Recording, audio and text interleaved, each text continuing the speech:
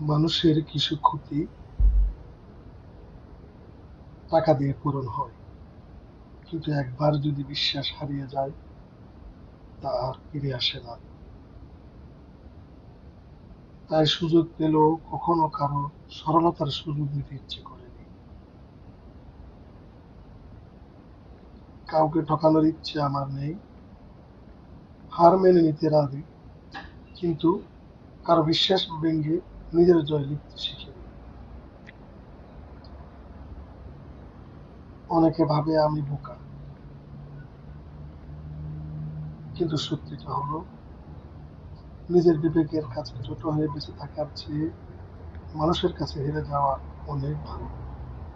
দিন শেষে শান্তিতে ঘুমাতে পারাটাও এক ধরনের জয়, আর তা কাউকে কাঁদিয়ে নয়, মানুষের ভালোবাসায় হয়।